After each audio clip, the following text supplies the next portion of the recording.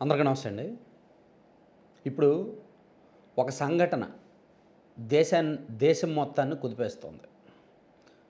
మనకి బంగ్లాదేశ్‌లో జరిగిన అల్లర్ల మీదనో, బంగ్లాదేశ్‌లో జరిగిన రాజకీయ సంక్షోభం, అధికార సంక్షోభం మీదనో ఎక్కువగా ఫోకస్ పెడుతున్నాం గానీ, ఈ మధ్యలో కోల్‌కతాలో ఒక ఘోరం జరిగింది. ఒక దారుణం జరిగింది. అది ఎందుకో మరి మీడియాలో అంతగా ఫోకస్ అవ్వట్లేదు. ఒక రకంగా ఆ కేసులో నిందితుడు, ఈ కోల్‌కతాలో జరిగిన ఘటనలో ఆ నిందితుడు దేశంలో ఉన్న చట్టాలకి, దేశ రాజ్యాంగానికి, దేశంలో ఉన్న చట్టసభలకి, వ్యవస్థలకి సవాల్ చేస్తున్నాడు.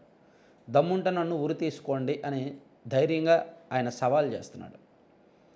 ఒక తప్పు చేసిన కరుడుగట్టిన నిందితుడికి అంత ధైర్యం ఎలా వచ్చింది? సో ఇది అతను దమ్ముంటే ఉరి తీసుకోండి. యెస్, నేను తప్పు చేశాను, నన్ను దమ్ముంటే మీరేం చేస్తారో చేసుకోండి అని చెప్తున్నాడు. సో ఇది సవాల్, నిజంగా సవాల్. ఆ రాష్ట్ర ప్రభుత్వానికి, లేదా కేంద్ర ప్రభుత్వానికి, లేదా దేశంలో ఉన్న వ్యవస్థలన్నిటికీ సవాల్. ఇప్పుడు ఆ కేసు సిబిఐకి ఇచ్చారు. జస్ట్ ఇందాక ఒక గంట కిందటే అప్డేట్ వచ్చింది. ఆ కేసుని సిబిఐకి ఇచ్చారు. ఇంతకీ ఏం జరిగిందంటే, కలకత్తాలో ఆర్జీ కర్ మెడికల్ కాలేజీ కమ్ హాస్పిటల్లో ఈ నెల 9వ తేదీ, ఆగస్టు 9వ తేదీ తెల్లవారుజామునంట ఒక వైద్య విద్యార్థిని మీద, ఒక జూనియర్ డాక్టర్ మీద అఘాయిత్యం జరిగింది. ఆమెను అత్యాచారం చేసి చంపేశాడు. ఆ నిందితుడి పేరు సంజయ్ రాయ్. ఆ ఘటన అయిపోయిన తర్వాత అతను వెళ్ళిపోయి, తెల్లవారుజామున వెళ్ళిపోయి, ఇంటికి వెళ్ళిపోయి బట్టలన్నీ ఉతుక్కుంటూ హాయిగా నిద్రపోయాడు. సో పోలీసులు ఇన్వెస్టిగేషన్ చేసే క్రమంలో ఆ ఘటనా స్థలం దగ్గర బ్లూటూత్ హెడ్సెట్ తెగిపోయి పడి ఉండడం, అలాగే సీసీ కెమెరాలో ఈ నిందితుడు లోపలికి వెళ్ళి బయటకు వచ్చే ఆనవాళ్ళు కనిపించడం, అతని షూ మీద రక్తపు మరకలు ఉండడం, సో ప్లస్ అతను ప్రాథమికంగా అంగీకరించడం, ఇవన్నీ జరిగాయి. దీంతో అతనే నిందితుడు, అతనే ఈ ఘోరానికి పాల్పడ్డాడు అని పోలీసులు కన్ఫర్మ్ చేసుకొని అతన్ని అరెస్ట్ చేశారు. ఈ ఘటన జరిగిన 6 గంటల్లోనే పోలీసులు నిందితుడిని పట్టుకున్నారు. కానీ పట్టుకున్న నిందితుడిని ఏం చేయాలి? అది మన దేశానికి పట్టిన ఒక పెద్ద సమస్య. తప్పు చేసిన వాడు దొరుకుతాడు. దొరికిన వాడికి చట్ట ప్రకారం శిక్ష విధించడానికి నెలలు పట్టవచ్చు, సంవత్సరాలు పట్టవచ్చు. మొదటి నుంచి కూడా మన దేశానికి ఇదే పెద్ద సవాల్. కొన్ని దేశాల్లో ఇటువంటి ఘటనలో దొరికితే ఇమీడియట్గా ఉరి తీసేస్తారు, లేదా ఇమీడియట్గా కాల్చిపడేస్తారు. కానీ మన దేశంలో పోలీసులకి ఇప్పుడు అసలైన పని మొదలవుద్ది. వీడే తప్పు చేశాడు అని కోర్టులో జడ్జి గారి ముందు నిరూపించాలి. ఈడు నిందితుడు మాత్రమే, నేరారోపణ ఎదుర్కొంటున్నవాడు మాత్రమే, నిందితుడు మాత్రమే, నేరస్తుడు కాదు. నిందితుడికి నేరస్తుడికి తేడా ఉంది. కోర్టు ధృవీకరిస్తేనే అతను నేరస్తుడు అవుతాడు. కోర్టు అతన్ని నేరస్తుడు అని ధృవీకరించి శిక్ష వెయ్యాలి. కోర్టు అతనికి శిక్ష వెయ్యాలి అంటే పోలీసులు నిరూపించాలి, ఇతనే తప్పు చేశాడు, ఇదిగో ఈ టైంకి వెళ్ళాడు, ఇలా చేశాడు, అలా బయటకు వచ్చాడు, మేము ఇలా పట్టుకున్నాము, దానికి సంబంధించిన ఆధారాలు ఇవి, దానికి సంబంధించిన సాక్ష్యాలు ఇవి అని వీళ్ళు నిరూపించాలి పోలీసులు. ఈ నిరూపణలో జడ్జి గారికి ఎన్ని డౌట్లైనా రావచ్చు.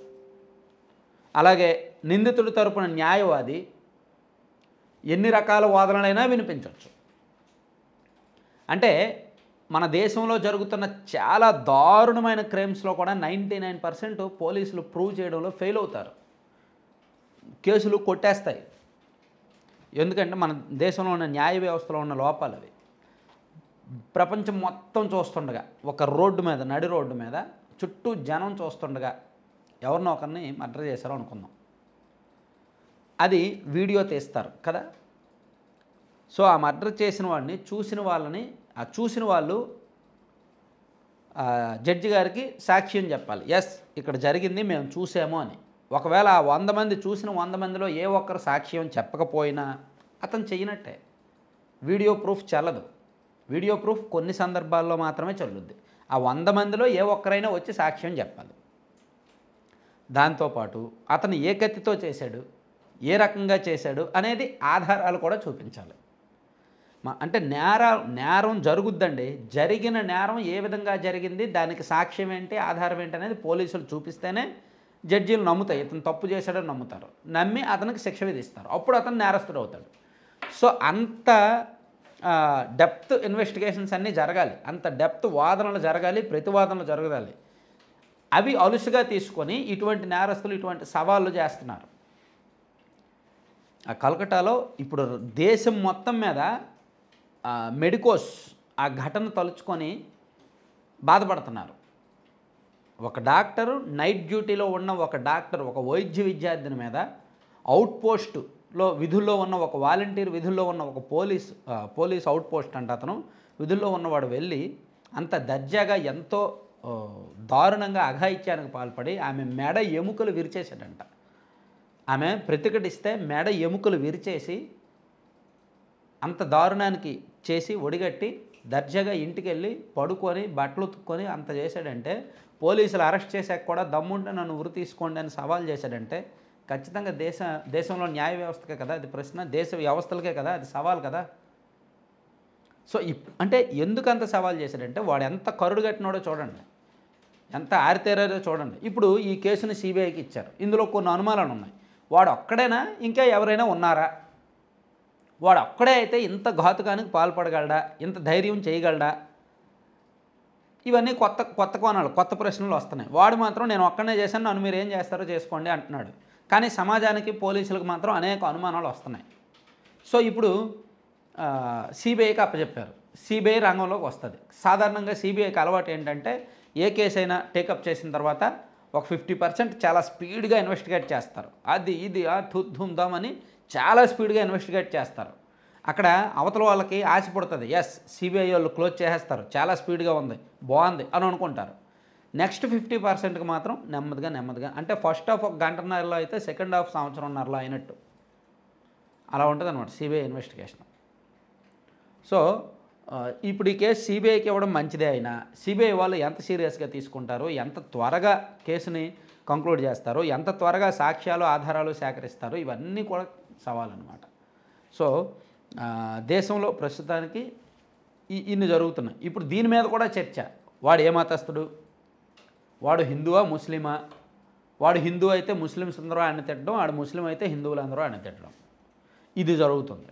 మనం బంగ్లాదేశ్లో జరిగిన ఘటనల్లో కూడా హిందువులకి ముస్లిమ్స్కి గొడవ అనే కోణంలో మనం చూస్తున్నాం.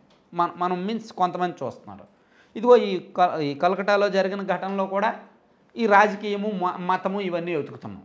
అసలు గూగుల్లో సెర్చ్ చేస్తున్నారంట వాడు ఏ కులస్తుడు, వాడు ఏ మతస్థుడు అని. అలా ఉందన్నమాట మన పరిస్థితి. సో అతను దేశంలో వ్యవస్థలకు, దేశంలో రాజకీయానికి, దేశంలో మొత్తం రాజ్యాంగానికే అతను సవాల్ చేశాడు. అతను సవాల్ స్వీకరించి న్యాయ వ్యవస్థలు కానీ పోలీసు వ్యవస్థలు కానీ సాధ్యమైనంత త్వరగా అతని మీద నిజంగా అతను కోరుకున్న ఉరిశిక్ష అమలు చేస్తారని ఆశించడం తప్ప ఇంకేమీ చేయలేం. Thank you.